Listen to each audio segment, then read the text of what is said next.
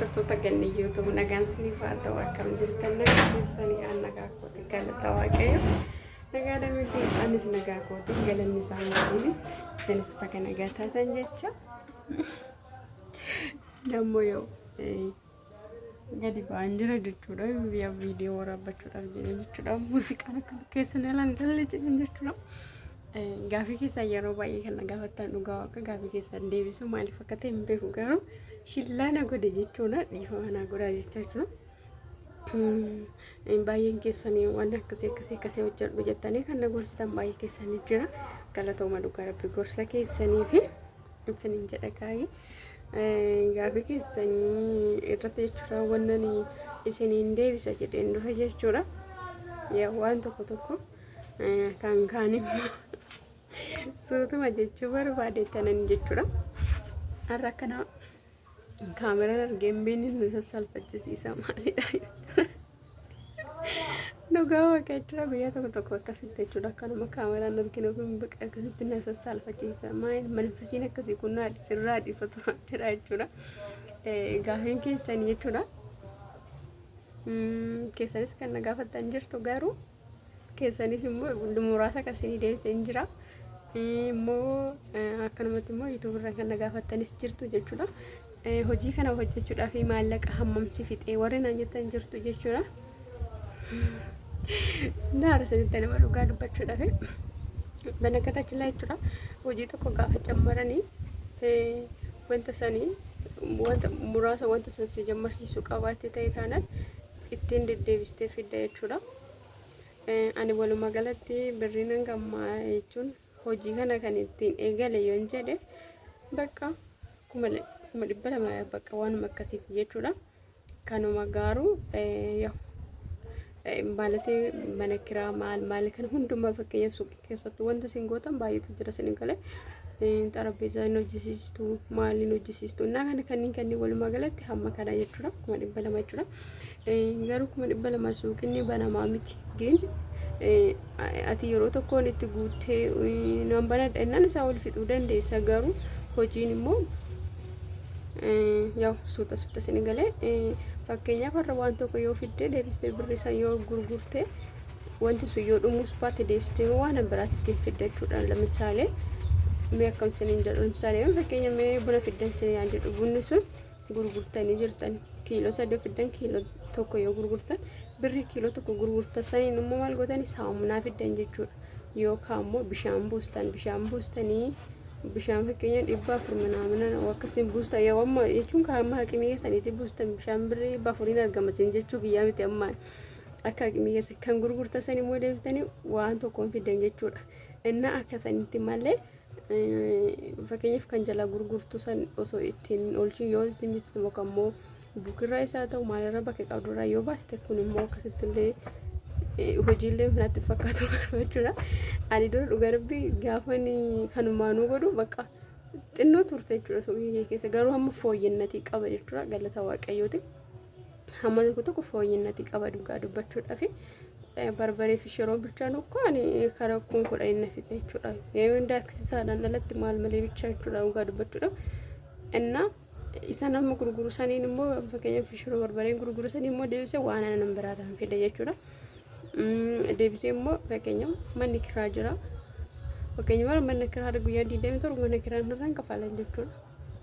2,500 jechuudha.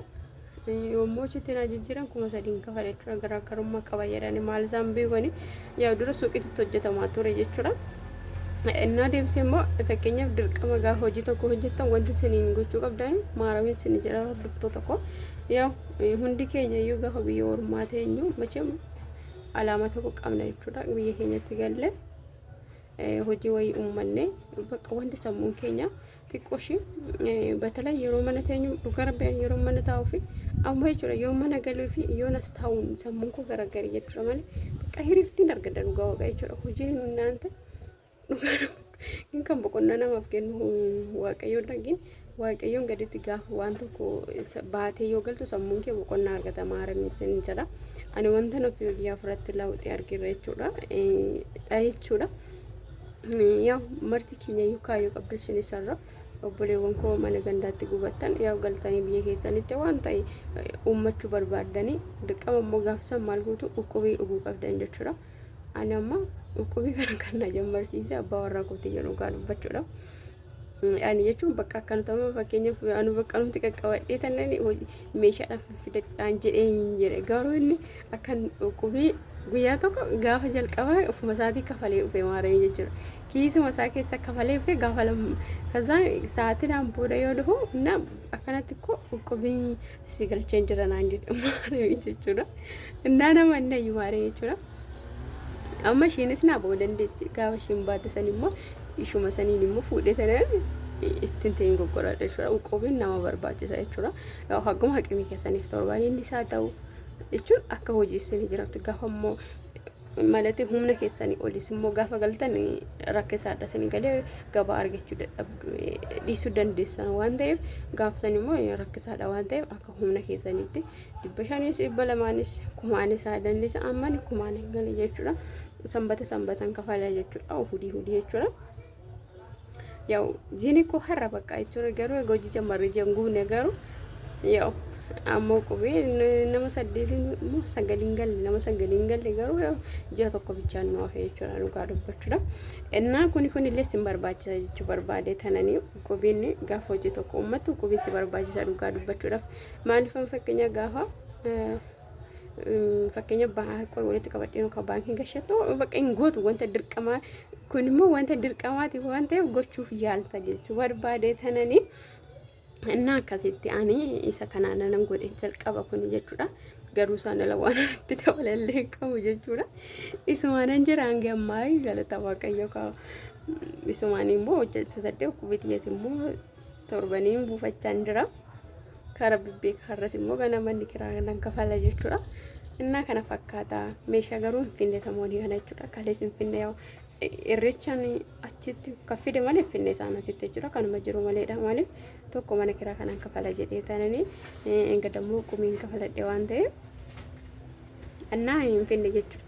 Amma samoonii kana walumatti qaqqabeenii kan mana kiraa irraa fite maal jedhe walitti qaqqabee gizee tokko fidadha jechuu barbaade tananii akkasitti hojiini akkanatti jirra kaakin waqti galata waaqayyoon galata argatu. Gaafiin keessanii warri immoo isin hin deebine fakkeenyaaf meeshaan maaltu deema kamtu deema namna warri naan jettan immoo isin hojjedheen ture natti fakkaata jechuudha. Maal takka abeet innaa kana fakkaata jechuudha. Namni na yaamna deeme immoo innaa mataa koo immoo ofuma hin daaddeenu mataa namarratti dhabamuun beeku garuu fiigiyaa dhaachuun nan danda'a jechuudha. Annaa weemu jechuudha jechuun mee wanta dhibba lama maalati kuma dhibba lama maal akka goote maal jechuun akkasumas isin jechuudha waan tokko immoo isin itti nan agarsiisa jechuudha. Barbaade taane dhugaadhaan meeshaan finne samoonii kana jechuudha. Yoon beeku garuu arra naa dhufeen beeku dinnicha minaamin akkas dhufeen beeku garuu jechuudha. Yoo abbaa warraa koo fideen beeku isaan alatti jechuudha. Yaa akka nama jiru isin itti agarsiisa jechuudha barbaade taane. Annaa yaa akkasii isin jedha yaa isin mee amma gaamee walumaan laalla.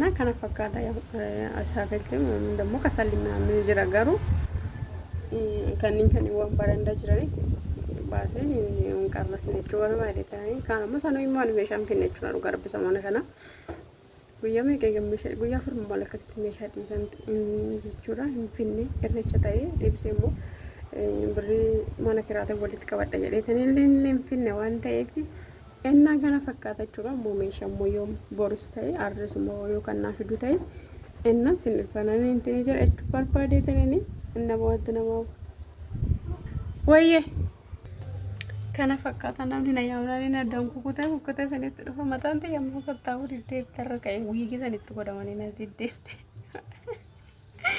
Ennaa nagaadhannaa turaayi amma viidiyoon biraatti walitti deemu natti እና ቪዲዮ የሙና ላላ ዱጋር ቢና ጀጀቤሳ እናንተ ዱጋር በኒ ብቻ እንበክ ወንቀ አካን ተከዩቱ ወገን ሰዓቱን ትሳና ሲራ የሞ በቃም በክ ብቻ ማረሚ ዋቀዩ ብቻ ከፈደሳና ማራወቱ አካሲሰነ እንጀጣካቸው